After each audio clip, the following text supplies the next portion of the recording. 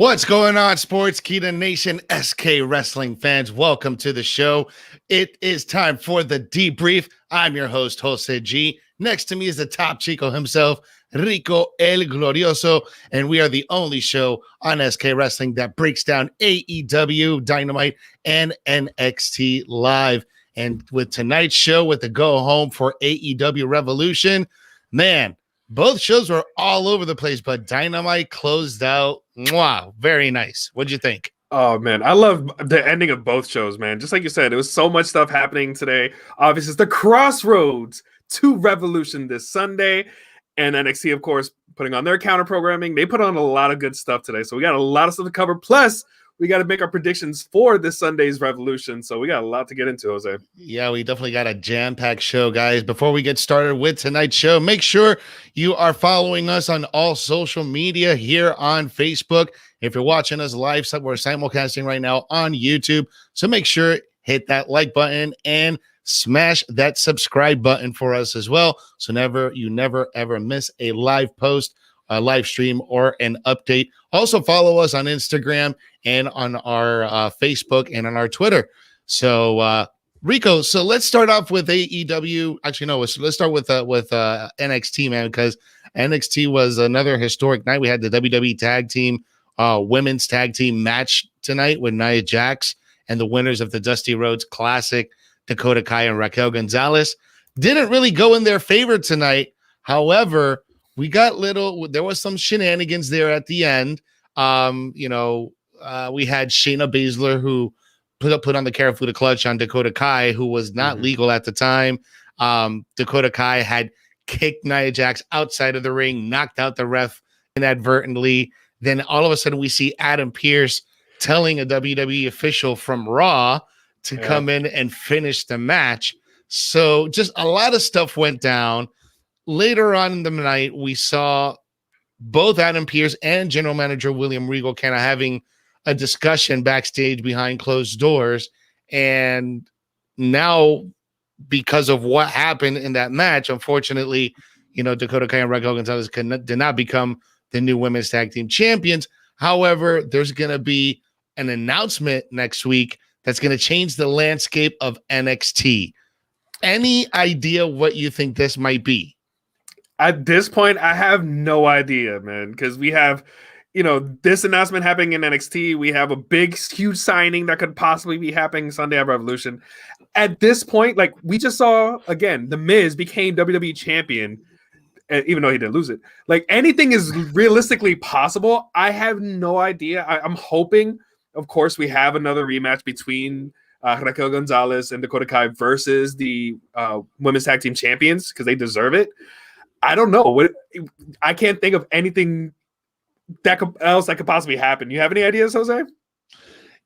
I'm thinking that either Dakota and Raquel are going to go to Raw and have a WWE Women's Tag Team Championship match at Raw. Yeah. And if there's still some shenanigans, WrestleMania. Because who else on Raw? What's another tag team besides the Riot Squad, which really doesn't deserve? Well, you also got Naomi and Lana. Yeah, Naomi and Lana. However, they could do a match on Raw, a fatal 4-way tag team match for the women's tag team. Like, so you can have Shayna and Nia Jax, Riot Squad, or Dana Brooke and Mandy Rose versus Raquel Gonzalez, Dakota Kai versus Naomi and Lana. Like, you can put all 8 women in this match. I'm okay with that. Just giving you guys some shout outs, showing you guys some loves, and remember to get your guys' comments in and your questions in. We'll be showing your questions and comments live on air. Shout out to Darren Mason. Hello, thank you for joining us. Tom McCann, also thank you guys for joining us. Jackie Elkridge from watching us from Kentucky. We have Benjamin Kimbrell. He's asking who's coming Sunday night. I'm coming Sunday night. We're definitely going to be covering that. Michael Lupi Castaños from Bronx, New York. Thank you for joining us. Michael Lupi is saying Bad Bunny for president. I'm okay with that. And Jack Elridge is asking, okay, y'all, do you think Paul Wight was talking? Who do you think Paul Wight was talking about tonight? We're going to get into that when we run down AEW tonight. But guys, make sure if you're joining us for the first time, make sure you hit that like button, that share button.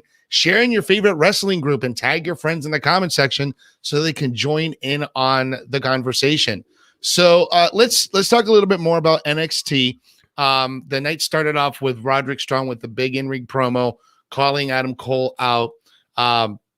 Roderick Strong didn't get it his way. Finn Balor comes out. Finn Balor gets in his face. And one thing that really ticked off Roderick Strong is like, listen, you're good, but you don't have the killer instinct like I do, which is very true. Because even though Roderick Strong is a hell of a performer, and we saw that in tonight's main event against Finn Balor, Roderick Strong doesn't have that killer instinct. That's why he's not one of the top guys in NXT. Do you agree with that? Well, we got to remember, Roderick Strong is a former NXT North American champion. So when he needs to, he can bring it on the big stage. Unfortunately, he never had the top title. He was never able to take it off of Bobby Roode at that point. Now Robert Roode on Monday. He's on SmackDown now. But yeah, I mean, what Finn was saying was correct. Like, you're always going to be a follower. You're never a leader. You're always going to be a follower because you lack that killer instinct. And we saw a bit of that instinct tonight in his match against Finn Balor, which was a great way to end the show. They put on a spectacular match, but he just doesn't have that killer instinct, like he said, or that it factor to just bring him to the next level. He's always so close. He's like top of that mid card right now. It's so close, but if he can keep putting on matches like he had tonight, maybe one day he'll get there. It's working for Kyle O'Reilly. Just reading some of the guys' comments. Michael Lupi last time he's a little out of control, but I love the guy. He's great. But anyways, but you're absolutely right. Roderick Strong. Again, he for some reason I love him as a performer. Finn Balor nailed it right on the head. He's not a leader, but he did put on a hell of a main event tonight against Finn Balor. Awesome job. Not taking anything away from Roderick Strong, but a little bit of truth was spoken tonight by Finn Balor. Yeah, just a bit. Just a little bit, man. A little bit of truth that was also spoken to was the way in their therapy session tonight. Oh man, I love all the segments, bro. I love every segment was great. The comedy that Gargano is doing is really good, and I'll tell you, man, his argument with that old therapist was great. The therapist kicked him out of therapy, and then he's texting Candice LeRae in the middle of the therapy session, and the doctor's like, "Are you texting Johnny right now? Texting you from the outside, opening the door, and he's on there, and he falls into the room." It's so good. No, and then Indy Hartwell, like there was a comment at the top of this. Every comment that she put in was great. I think he was like, "Also, well, why do you think that that Dexter Lumis?" He's like, "Well, I don't think he's such of a bad guy." And he's like, he might be a little crazy. He's like, "Yeah, crazy for him," or something like that. Like she just kept making like these inappropriate comments, which was great. I thought it was me and awesome. him are friends. Oh, I'll be his friend with benefits. Like every single zinger she had in there was great. Reading a little bit more of you guys' comments. Philip Calvin says he enjoyed AEW tonight. Oh, Peter Fuller, he's not happy with Adam Pearce. Man. Keep Roman the champ. Tell Vince don't have no washed up as you guys. Has been like Edge to take the title. Wow, man. Well, we're not talking about SmackDown. We're not talking about Raw. We're talking about AEW and NXT. Now, after we saw the vignette and the therapy sessions of the way, we got to see a couple more matches. There was Robert Stone's brand. I'm glad to see Robert Stone's back on TV. Mm-hmm. I'm always happy, but they did not get the win. Because it was Aaliyah with Jessie Kamea going up against Ember Moon with Shotzi Blackheart, and Ember Moon is always killing it with the Eclipse, getting a solid win tonight. Probably, moving up. If they keep her doing singles, maybe going towards a women's title. Or hopefully at some point, another opportunity at the women's tag. Yeah, both of those women deserve it, but I would love to see Ember Moon versus Io Shirai one-on-one. I think that would be a great matchup. Oh, absolutely. Absolutely, man. All right, man. So a couple of things that happened here tonight. We got to see LA Knight do a promo, man. And how much does this guy remind you of The Rock? It's like The Rock mixed in with a little Ric Flair in there. I absolutely love this promo. It really brought me back. And one thing that he made clear tonight on NXT was that he's not here to do flips, razzle dazzle, or any of that. I'm old school. I'm the last of a dying breed, and you're going to find out why. Because as soon as he was done with his promo, Bronson Reed comes in because general manager William Regal had set up a match between Cameron Grimes and Bronson Reed in a backstage promo early in the night. But as Eli Knight is barely done with his promo, Bronson Reed's music comes out. That apparently did not sit very well with LA Knight. LA Knight interferes in that match, throwing Cameron Grimes' hat inside the ring, attacking Bronson, leaving an opening for Cameron Grimes to hit the double stomp. Cameron Grimes getting the win in the heelish of ways, and I am absolutely loving it. Man, that fits his character so well, and it was great getting to meet him in person. And you can just tell, like, he's been working on his craft, especially on the promo ability, and we see it here. Like, he's come a long way in his promo work, and this is like the perfect character for him to play.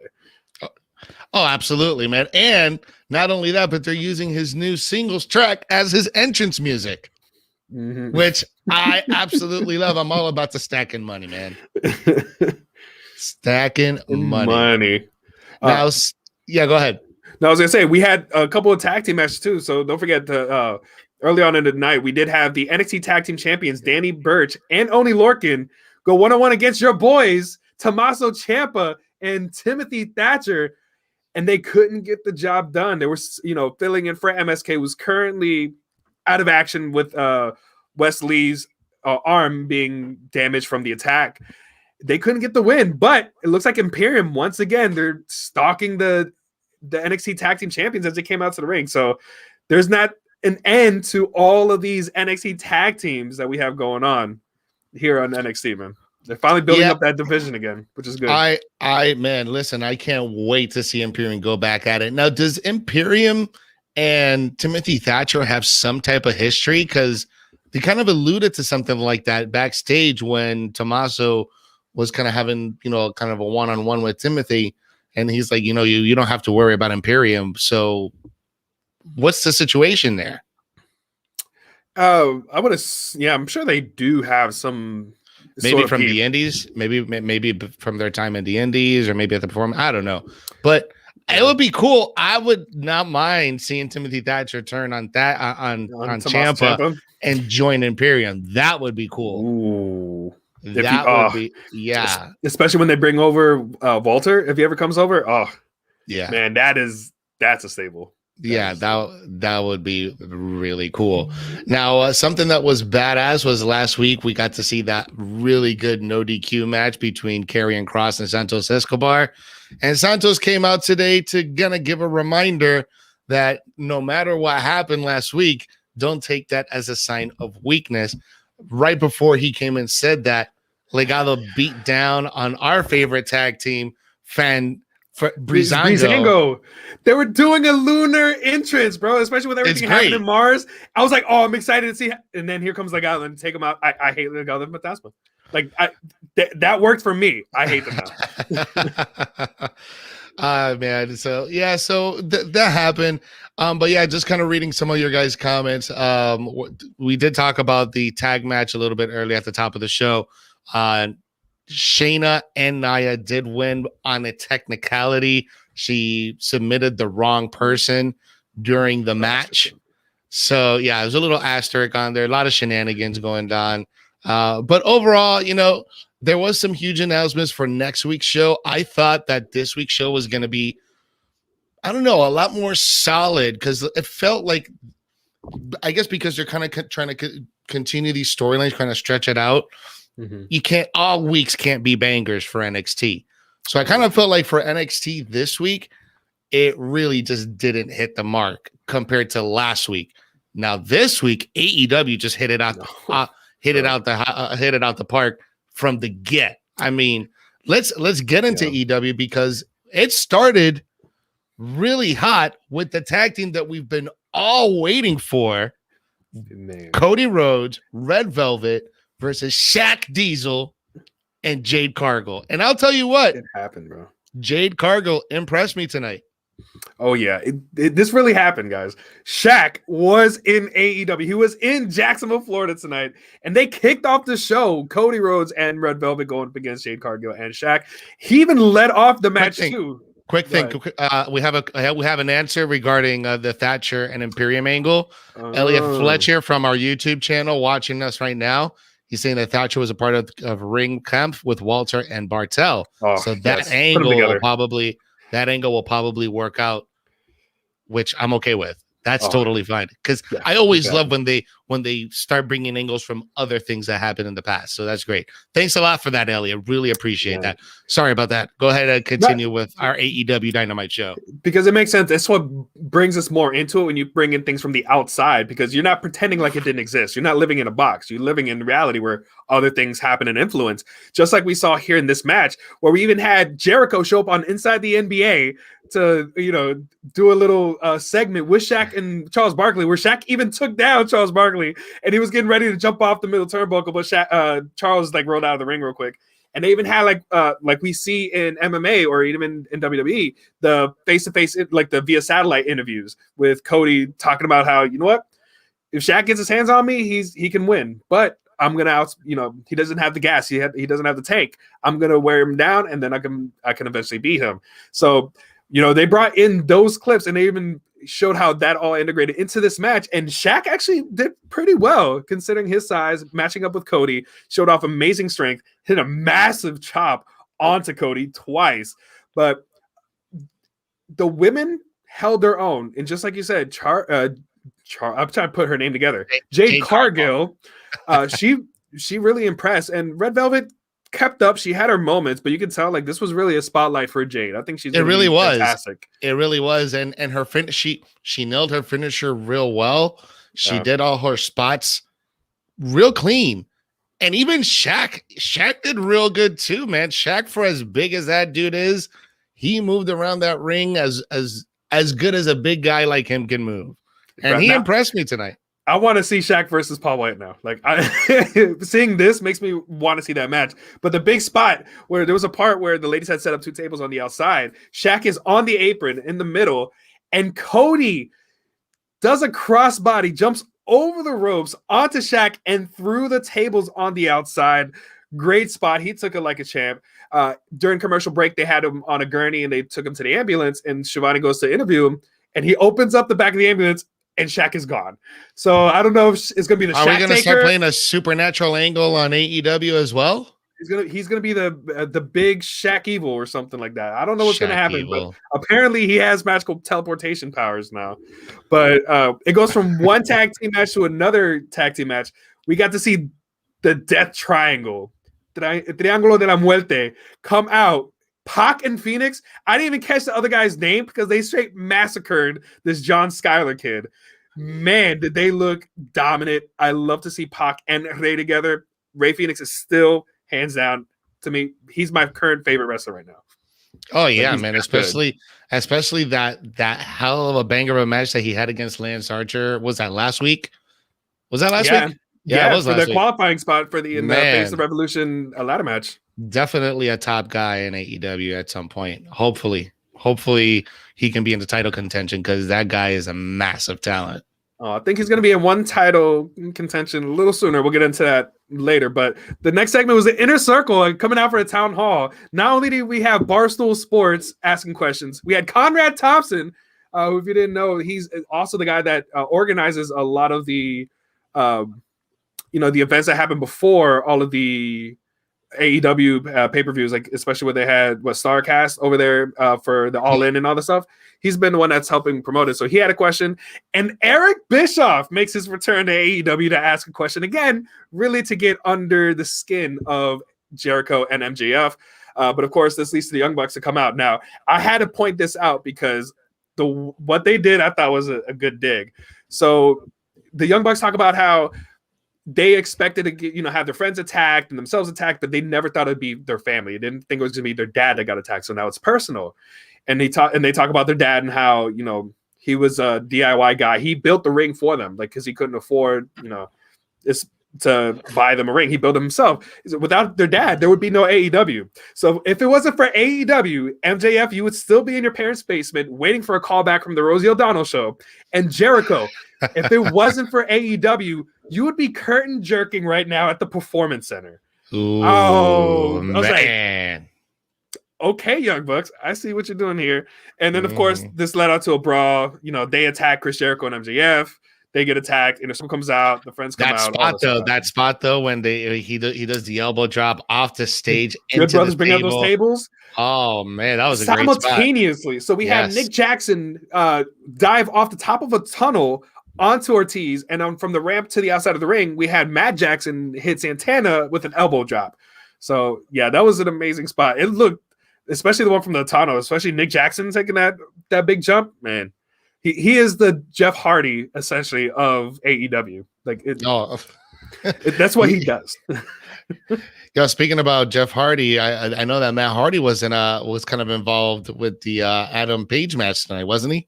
Yeah, and that was in the main event where we had Adam Page and John Silver, Johnny Hungy of the Dark Order, going up against Matt Hardy and Mark Quinn, which it turned out to be a good win for Hangman. But at the end of the match, Matt Hardy attacked Hangman Adam Page with the microphone, and this led out to the end of AEW, which was the all-out brawl, like the classic of what we seen in like old episodes on like SmackDown and stuff like that, where the entire locker room just clears out and just brawls it out. I thought it was great. They highlighted that triangle coming out, so keep that in mind. But that was a good spot there. Not only that, but he also cost 10 his shot at the Face of the Revolution ladder match, as he apparently paid off Jack Evans to attack 10 with the boombox of the Acclaimed, and that allowed Platinum Max Caster to earn his spot into the Face of the Revolution ladder match. Man, poor 10, man. He's got a lot of potential, but he's always running into those obstacles. But one match I was really intrigued to see, the return of the legend. We had Tully Blanchard in action with FTR going up against Luchasaurus, Jungle Boy, and Marco Stunt. Not bad. Jungle, man. Bro, Jurassic Express made him look good. Marco Stunt sold for Tully Blanchard because he sure did, bro. Let me tell you. He made him look strong. Listen, Tully Blanchard looked good in those tights tonight, and he can still go. But yeah, definitely big props to Jurassic Express, man, especially for Marco Stunt for just making him look like $1 million. Not only that, but Tully Blanchard got the win, pinning Luchasaurus. That was crazy. Was it Luchasaurus? He pinned Luchasaurus, right? No, he pinned Marco Stunt. I pinned Marco. Sorry, my bad. He took the spike pile driver. But yeah, he got the win. I thought he came out looking great. Him and FTR came out with his old belt. So he was wearing the old US Championship belt. And then his old tag team belt that he had with Arn Anderson back in the day was around the waist of FTR. They look great. But it was about what happened at the end of the match, because what helped set up that spike pile driver is a masked person attacked Luchasaurus. So it was revealed later on, Shawn Spears has once again aligned himself with Tully Blanchard. He's in the ring. JJ Dillon was with them too. FTR was there. Arn Anderson comes out from the tunnel, does one of these things, and throws up the floor. So, man, we've been calling it since the beginning of AEW, knowing that Arn Anderson was there, especially when Tully Blanchard got called back. It looks like we're going to get some version. Just a matter of time. It was a matter of time, but it looks like we might be getting a version of the Four Horsemen here in AEW. How do you feel about that? How do you feel? FTR, Shawn Spears, and Cody? Could it be Cody? I'm okay with it, dude. Especially if, because I'm a huge Shawn Spears guy. And, last year or about a year and a half ago, when Shawn Spears was getting that huge push against Cody with that massive chair shot that he did, I thought Shawn Spears was going to be one of the top guys in the company. Mm-hmm. And that proved to be just absolute nothing. And, dude, the guy has a hard work ethic. The guy is amazing in the ring. And the guy can get over as a heel or as a babyface. So I'll tell you, man, if this is going to be the way to really put over Shawn Spears and make him that one of those top 4 guys, this is the way to do it, and I'm okay, and I'm totally okay with it. Especially if you have Arn and you got Tully and you got JJ, just kind of like passing the torch to these guys. Hell yeah, bro, absolutely. See, that's a good rub. That's how you use some of these guys, as opposed to, I'll get into it once again just to get off my chest. We had another Sting segment where he came out. He got interrupted by Ricky Starks. Ricky Starks gave him props. He talked up Sting, but he told him, "You're still not an icon." He gets punched. Of course, Sting hits the Stinger Splash. He puts the Scorpion Deathlock on Ricky Starks. Out comes Team Taz, and out comes Darby Allin for the rescue. Rinse and repeat once again. Still great to see Sting. He looks great, but we've kind of seen this already. But this is setting up that street fight, and it looks like they're all geared up and ready to go. So I'm interested to see how this tag team street fight is going to work. But not only did we get, the rub from Sting, what we really should be talking about is how you use somebody just like you would use Paul Wight, who's officially made his debut in AEW. I love his shirt. BS. No more BS. It's so clever. No more Big Show. No more Big Show. Yeah. I love it. It's smart. And even what he said, like the first thing he said, raise your hand if you saw this turn coming. Like, yeah, Paul Wight was freaking amazing. He talks up Dark Elevation that's going to be premiering on the 15th, on Monday, March 15th on YouTube. But he did say, Tony, you're not the only person that gets the big scoops. I also have a big scoop. We have a big signing that's Hall of Fame worthy, is going to be signing their contract this Sunday at Revolution. So you're going to find out who it is, but just know I was the first person to know. So that's the speculation. Who do you think it is? Jose? Who do you speculate it might be? And you guys that are watching right now, put in the comments. Do you guys speculate? Who do you think will be signing? And remember, this is a Hall of Fame caliber performer that'll be signing with All Elite Wrestling this Sunday at AEW Revolution. I kind of threw out my thoughts a little earlier in our chat. I said, Thea Trinidad, all formerly known as Zelina Vega in WWE, that would be good. But I don't know if she could be considered a Hall of Fame talent.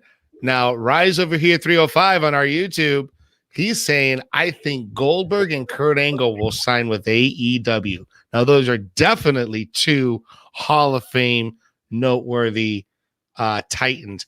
Goldberg, maybe not, just for the fact that he still has a two a year fights contract per year. So maybe not. But Kurt Angle's that's an interesting one, because I would love to see if they would utilize Kurt Angle. That's a good one. Christian is a good one. Brock Lesnar.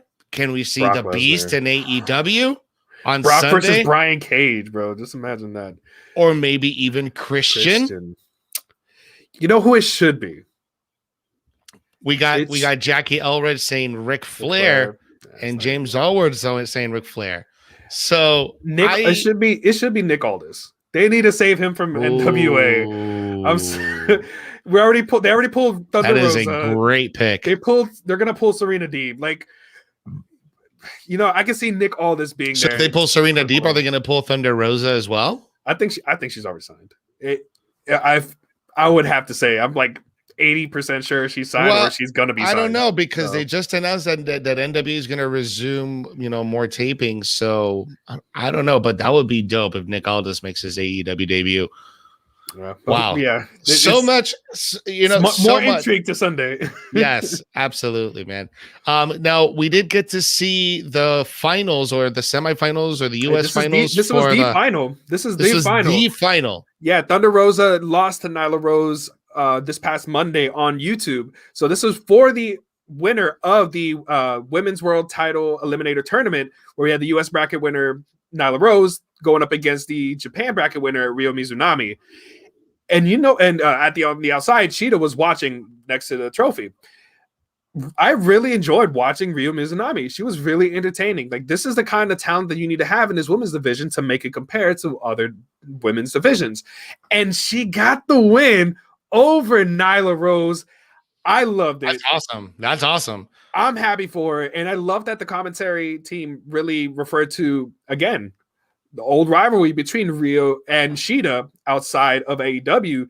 And we saw it at the end as Shida handed the trophy over to Rio. She bowed. They shook hands, and as they're holding hands, they start striking each other. They start, punching each other in the face. Shida gets the upper hand. She winds up holding the title high, and then we see Rio on one knee, and she's just looking up like, "All right, it's good to go." I'm excited for how this match is going to look on Sunday, because if they had that history, I can tell that they're going to put on one hell of a match. Like, they're going to show that, all right, now the women's division is starting to come to play here. So I'm looking forward to see Shida versus Rio.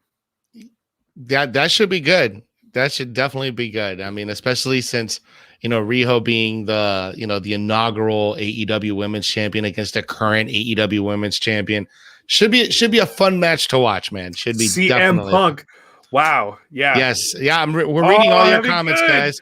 We're reading all your comments. Punk we got going back to who might be signing on Sunday's AEW Revolution. Philip Calvin, along with Ozzy Medeiros, say CM Punk. I don't even know why I didn't think about it. Rise over here 305 says that it could even beat Jeff Hardy, since he's not being used in WWE right now when he's a former 3-time World Heavyweight Champion in WWE.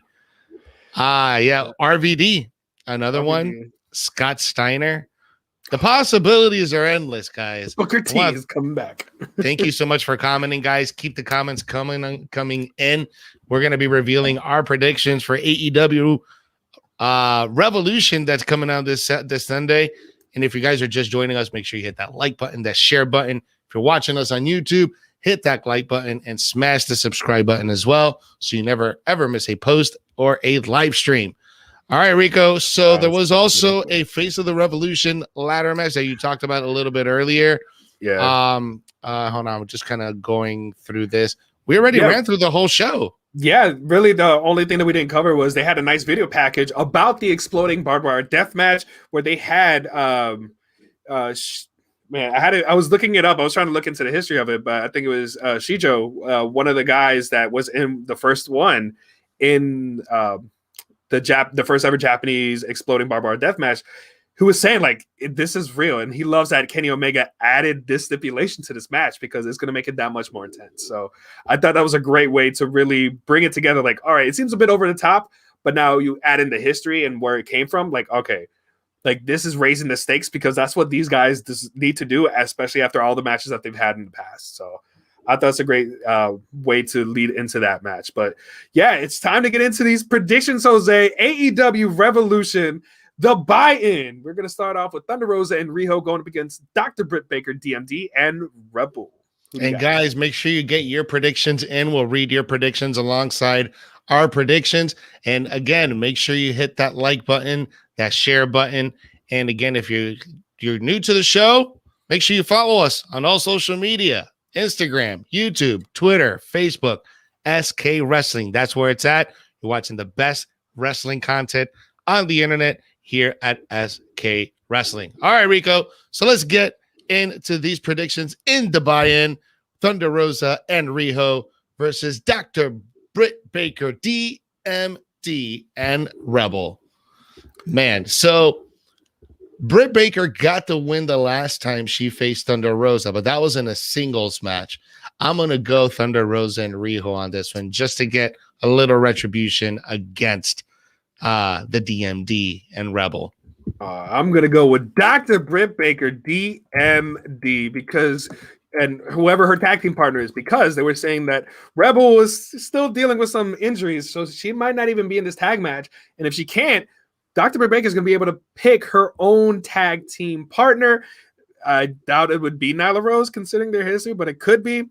But I think you want to really continue to develop the women's division. And at some point, they're going to put the title on Britt Baker. You need to start building her. I think you start here defeating, a former NWA women's champion and the first ever AEW women's champion. So I'm going to give the win to Dr. Britt Baker and whoever her tag team partner is. That's a solid choice. That's definitely a solid choice. And especially since I think they've been just really pushing Britt Baker now for the last several weeks. Mm-hmm. If you don't push her now, I guess that won't, that it really wouldn't. It'll really stop her momentum. But, dude, I just really need to see Thunder Rosa get that win against Britt Baker, man. Watch it be Jade Cargill. Jade Cargill and Dr. Britt Baker DMD. It's like a secondary prediction on that because she's gonna replace Rebel. That's good. I like that. But it looks like the chat split too, though. What does our chat say? So we got Rise over here. He's going Thunder Rose and Riho for the win, and Philip Baker and Rebel. Yep. Going Britt Baker and Rebel. Yeah. But we got probably leading off, if not the second match in the buy, they haven't confirmed it, but we're gonna have a Casino Tag Team Royale, Battle Royale for a future AEW Tag Team Championship match. We have Bear Country, Dark Order 1, Evil Uno and Stu Grayson, Dark Order 2, John Silver and Alex Reynolds, Inner Circle being represented by Santana and Ortiz, The Butcher and the Blade, Private Party, Top Flight, El Triángulo de la Muerte, that triangle, and TBA. If there's going to be more teams, probably Varsity Blondes and Gun Club, if I had to pick. Man, out of all of those people, I'm picking Death Triangle. You got Death Triangle. That's a solid choice, man. I feel like in this particular group of tag teams, that's a lot of tag teams. I'm gonna go Private Party, man. Private Party, ever since their alliance with with Big Money Matt, has been really good for them, and they've been getting the wins, and they've been having a more prominent role on the show. So let's see Private Party get another shot at those AEW tag team titles. Yeah, sure, why not? I won't be surprised on that. I know, it seems like each tag team kind of has had their own little thing so far. So, we saw Bear Country get involved a while ago when Butcher and the Blade were attacking the Young Bucks. So, Inner Circle, Santana and Ortiz, again, I would love to see them in a tag match, in another title match. Top Flight have been pushed too, especially against the Young Bucks. So we have all these teams that are really, are possibly going to be able to win this match with some good history against the Young Bucks or Jericho or MJF. So who knows? Who knows how this match is going to shape up, man? There's a lot of bodies in that ring. Yes. Yeah, definitely not COVID friendly there. No. Speaking of friendly, we do have a tag team match between Orange Cassidy and Charles the Butler, aka Chucky T, going against the Best Man Miro and Superbad Kip Sabian. Which way are you going, Jose? Man, as much as I love Miro and him, kind of doing these great promos and this great work he's been doing as of recent, I want to see Chucky T be freed, man. I want to see OC. Excuse me. Hey, look at that. Even your prediction is so bad it's making you cough. Jose. Yeah, man. I want to see OC and Chucky T get that W and have Chucky T emancipated from Miro services. Oh no, Jose. It ain't happening, man. He is the best man. It's going to be game over for Charles the Butler and Orange Cassidy, Miro and Kip Sabian for the win. That's a solid choice.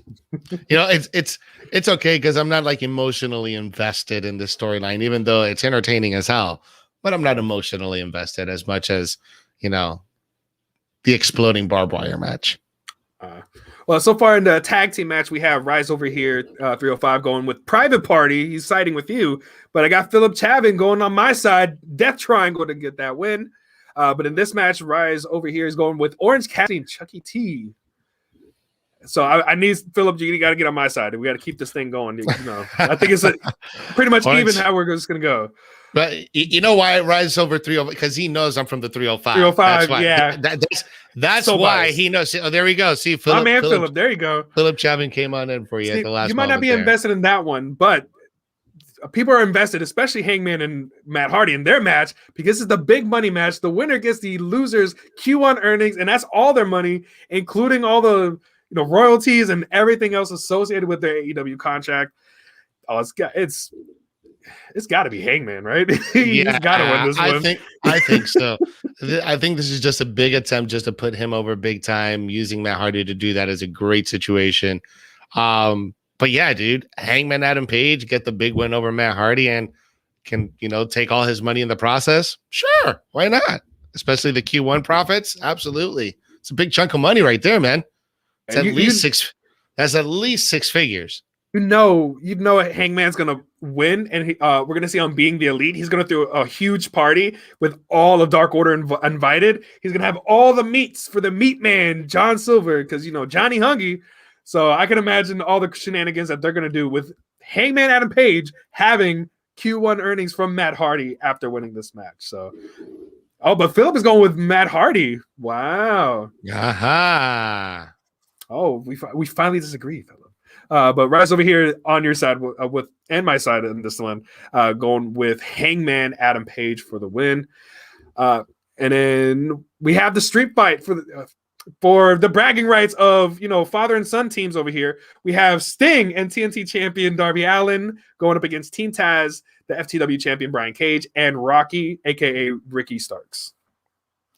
You know what, dude? All right, so I've been very critical until last week of this particular storyline because of how much we've been flooded by Sting these past few weeks. Yeah. And it seems like every week Sting always got the upper hand. When is Team Taz going to get their upper hand, bro? And it's going to be it's going to be on Sunday. It's going to be on Sunday. Yeah, it's going to be Team Taz, bro. Ricky Starks and Brian Cage are going to get that big old W against the Icon Sting and Darby Allin, bro. Yeah, it really should be. Like, even with some shenanigans, there's going to be some shenanigans. Hook is going to get involved. Taz is going to get involved. It's a street fight. Unless something big, big return happens to, back up Sting, like if it's Kevin Nash or, somebody from the NWO. That's a Hall of Famer that could possibly sign on Sunday. Ah, that is true. There you go. We're even more people that we're bringing in now thinking about that. If somebody's probably going to try to help Sting, and that's going to be the only way to win, but they need to push Team Taz. Like, if you're going to make them a viable threat, like we're seeing look at the Hurt Business, like, and how great that is right now. We need something similar to that. That's what it seemed like Team Taz was trying to be. But right now, they've been the joke right now, being, beat up by, a 195-pound soaking wet TNT champion and an old, WCW, veteran. Like, you need to show that these young guys, especially Ricky Starks, if you see that talent in him and you want to build him, and Brian Cage is obviously an amazing athlete, you need to start showing that they are not going to lose to a team like this. Like, they need to show up in this match. I'm agreeing with you, Team Taz. I'm just wondering if our formula is going to work on this show. I hope so. But it's just been constant where Brian Cage, Ricky Starks, and Team Taz just kept getting the short end of the stick every week, and it was always Sting standing tall, Sting and Darby Allin standing tall for the several weeks. So I just think it's due at a pay-per-view. Dude, let's put Starks and Cage over, man. Those guys are the future right there, man. Oh man, Ozzy, imagine if it's Undertaker and we get Undertaker versus Sting in AEW. Like, I wouldn't be surprised. But Rise is saying Sting wrestling in AEW is like Ric Flair wrestling in TNA back in 2010, 2011. Yeah. But we got. I say Ozzy Medeiros, Undertaker is with AEW. Yeah, that's why I brought that up. Yeah, the mortician, the dead person, dead man. Yeah, the dead person. But Philip going with Sting and Darby Allin on this one. But now we have, for a future opportunity against Darby Allin for his TNT Championship, the face of the Revolution ladder match. So far, we have in Cody Rhodes, Scorpio Sky, Penta El Zero M, Lance Archer, Platinum Max Caster, and one person to be announced. Unfortunately, it's not going to be who I was hoping for, because Rey Fenix is already in the tag match that's happening earlier. But I have two words to say to you, Jose. Cero. I was up there, bro. I was up there. I listen, that was my number one pick, but I don't know who else is going to be in this match. And like Lance Archer would be such a great pick. Yeah. But I think it's Penta's time, though. What's the implication here? Is it a briefcase for a shot for the AEW championship or just bragging rights? I'm assuming so. The winner of the ladder match, I'm assuming it's going to be either a contract or they might do it in a briefcase, but it is for a future TNT championship match. Okay. Oh, for TNT, it's not even for the main title. No, it's for the Darby problem Allin's. there. That's the problem right there, because this match should be implications for an AEW world title. This should not be for the TNT title. It's important, Jose. It's as important as the AEW championship. It's I disagree. The TNT title is a mid-card title. It is not a main event title. That ladder match should be for the AEW world title. With that being said, let me look again at my at the people that are here. Yeah, I think I'm gonna. If it's not Penta, it's gonna be Scorpio Sky. So I'm gonna go Scorpio Sky. This one I picked from the heart, because if I picked from the mind, it would be Scorpio Sky. They had him on commentary for the qualifying match, and he's turning heel. Like he was being a lot more selfish and talking about himself. So he's not going to be a babyface, it looks like. So if they're turning him heel, it makes sense to go up against the babyface Darby Allin. Smart pick would be Scorpio Sky. I'm going with heart because I want to see Death Triangle win the tag team titles, and I want to see Penta with the TNT championship. I want all three of those guys to hold belts here, but it's probably going to be Scorpio Sky. I hope it is. I hope it is, because he deserves to have some type of gold around his waist by now, man. Yeah, man. They're doing the Lucha Brothers wrong, but their time shall come. And it might be the time for Ryo Mizunami, as she has a chance at the AEW Women's Championship against Hikaru Shida. Who are you going with, Jose? Shida is retaining that belt, man. She has been on a roll for last year and this year.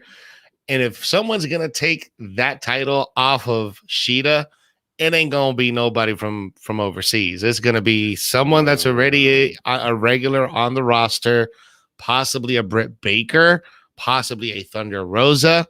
It's going to be, one of those, maybe Jade Cargill. Who knows? Maybe Jade Cargill will be gunning her way towards the AEW Women's Championship. I don't know. As much as I like Mizunami, it's going to be Shida. Shida's retaining. She went through Aja Kong. She went through Nyla Rose. You don't think she can get through Hikaru Shida? You're right. She can't. I'm going to go with Shida also. I like I said, I was really entertained by Ryo Mizunami. I'd be highly intrigued if they decided to go this way. If they give it to Ryo, I can almost guarantee you Riho will take it off of her just because that's how Kenny does. But I think in this match, build up the history that they had leading into it. It's still going to be Hikaru Shida's time, because she's been so dominant. You need to make that person that takes it off of her mean that much more. And I don't think it's going to happen on Sunday. Nah, not yet. If anything big's going to happen with that title, it's probably going to be a Double or Nothing. Yeah. But it looks like the chat is split, with Philip going Shida with us, but Rise over here going with Ryo Mizunami on that one. But man, we got two more title matches. We have the AEW Tag Team Championship, the Young Bucks versus Jericho and MJF. I want it because of the storyline to be. I'm gonna go with it, Jericho and MJF, just because he is Le Champion, and I want to see these guys eventually feud and their breakup, especially after having the dinner debonair that we saw before. Like all of this stuff leading into it, show how well they can get together. It should pay off with them winning titles, but it's gonna fall apart, and that's gonna lead to their feud. I think this whole situation all right. So the Bucks are retaining on this. Yeah. And the reason I say this is because if the Bucks retain, then that gives the fuel to the fire for the Inner Circle to dismantle, because that way MJF and Chris Jericho can really bump heads, blame each other for losing the tag team titles, really causing a rift inside the Inner Circle. And then Sammy Guevara, for one way or another, miraculously wise, he comes back to Jericho. I told you so. And that's how they really, disband. So Young Bucks are retaining for now. Yeah, I just changed my pick because, Sammy's getting involved. He's going to cost him the match. I just thought about that. Yeah. He's going to be there. And then it's going to set up champion versus champion, Young Bucks versus Good Brothers at some point. So, you're right. You got to keep the title on the Young Bucks. I just want to see Jericho and MJF win something, but that's fine. It's not yet. Not yet. Todavía. Not yet. But Philip Shavin, he's saying that Jericho and MJF is going to get it. Rise is also saying Inner Circle is AEW version of the NWO. Maybe a little. Let's see here. Ozzy, he's saying Young Bucks are keeping the tag team titles. Let's see here. And Philip Chavez, do you guys ever think that Britt Baker will move to NXT? Nah, not right now. No, I think she's got a good deal where she. I mean, it would make the most sense though, like logically where she lives and who her boyfriend is. But I think they're gonna put her on a very prime spot in AEW, and she's gonna be the face, and she's supposed to be the face of the women's division. It became Hikaru Shida like quickly, but I think she is going to eventually become the Charlotte Flair essentially of AEW. Yeah, she's going that route. You can definitely tell she's going that route with her promo work, with what she's doing in the ring. Absolutely, she's definitely going that route.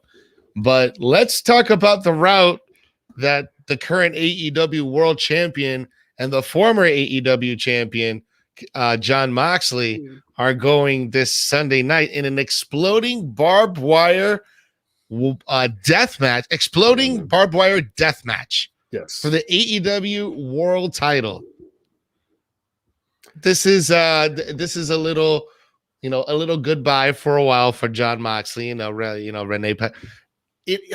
What though? Let me tell you something, and I'm gonna be straight with you. Go ahead. Sometimes, as a fan, sometimes knowing these things about their personal lives, sometimes it ruins it a little bit as a fan because you kind of know where things are going. Sometimes when we know too much, it sometimes takes a little bit out of the fun of just watching and enjoying the match. Now, with that being said, this match is going to be great. This match is going to have everything. It's going to have barbed wire. It's going to have explosions. It's going to have blood. It's going to have tables. It's probably going to have ladders. Maybe some fluorescent lighting. Definitely pieces of flesh hanging around the ring. So, Omega will be retaining this title because Moxie's going to go bye-bye for a little bit to welcome his new daughter into the world. Now, Jose, you do have to remember, we're talking about the current reigning and defending undisputed IWGP United States champion, Jon Moxley, who did not drop the title to Kenta. So that's crazy. Even with all the stuff that we know in the outside lives, that doesn't mean if booked correctly, that's maybe it doesn't matter. Yeah. Damn. Now you can do it. You can do it. I'm gonna have to change my. You know what? I'm changing my pick. Jon Moxley's gonna do it. Okay, great. Because now you're gonna get it wrong because Kenny Omega is gonna win this match, even knowing all of that stuff, because he has to get his measure of vengeance. But Omega definitely will win. You know why? Because he's got the Good Brothers in his corner. He's got Don Callis in his corner, and it's a exploding barbed wire death match, which by default it's a no DQ match. Anything goes. So it could be a 4-on-1 situation for all we care, and it's legal. And there's nothing Jon Moxley can do about it. And they've been working on the Moxley extermination chamber too. So, that's going to probably come into play. We're probably going to see that get involved too. But I think ultimately this is Kenny's chance to get his one back from the unsanctioned, the lights out match that we had way back before the title was even involved. So, we had Jon Moxley that delivered the paradigm shift through that glass table, backstage that we got to see, and after the suplex into that was in the bed of barbed wires. That was in the skybox, right? Last little over a year ago. That was that long ago that Kenny has had that one that he needed to give back to Moxley, and I think this is where he gets it. Now that he's champion, now that they're putting this stipulation, he's going to get his win back from that loss that he had earlier in that career, even though it was lights out unsanctioned. Yeah. He's going to get it here. Plus, you got to continue the road to gold. His trail of gold as he's going to continue to face more than likely the TNA champion, and Rich Swann. He's probably going to face Kota Ibushi at some point. Like, you have to have this under his belt to set him up even further down the line. Kenny Omega and still AEW champion coming out of Revolution. Solid choice, and a lot of people are agreeing with us Ozzy saying Kenny Omega will win by cheating. Oh, absolutely. Very probable. Very absolutely. Philip, I changed my mind. Omega retains, Moxley loses. Yes, I think so. Rise, he's saying, I think Kenny Omega will win so that Moxley can take off to spend time with his wife and kid, just like we said. Now, here's an interesting question. And now that we've completely wrapped up AEW and NXT, we're going to take some more of your guys' questions here. But interesting question. Do you think WWE will ever do a talent exchange with different wrestling companies in the future? Do you think they'll be able to walk through that forbidden door, Rico? Yes. Not for a while, though, until the keys to the kingdom are passed down to somebody who's more willing to work with other organizations. But until then, it's an absolute no. Well, that person is still in charge. While Vince is running the book, it ain't happening. When he leaves and steps down and it's over to Triple H and Stephanie, yes. I wonder what happened in the past, because back when Vince, when it was WWE, great relationship with Japan, bro. He had a great relationship with New Japan. He had a great relationship with AAA. He had a great relationship with the promotions out in the Pacific, and they would interchange their talent. What happened? I don't know, but probably because they went public, and I don't know. But I would love to see that. I would love to kind of like have this, and I've said this before, kind of have this World Cup tournament between every single promotion is just involved. That'd be so fantastic. And it's a win for you, for me, for all wrestling fans all over the world. Yeah, be ready for the World Wrestling Cup in 2040. Well, guys, that is our show for tonight. We want to thank you so much for joining us. Don't forget to follow us on all social media, on Instagram, on YouTube, Twitter, here on Facebook at SK Wrestling. Also, make sure you hit the like button, share button for tonight's show, and subscribe button if you're watching us on YouTube so that you never miss a post, a live update, or a live stream. Also, we will be live back next week, next Wednesday, to bring you the results for AEW Revolution. And also make sure you stay tuned on our Facebook for constant updates, constant live streams. Hopefully, I think we might do a review show. I'm not 100% sure. We'll make an announcement if we're going to do a review show afterwards on Sunday, but we'll again keep updated on the page. So for Rico and Glorioso, I am Jose G, and we'll see you guys next Wednesday. Have a good night, guys. Later, guys.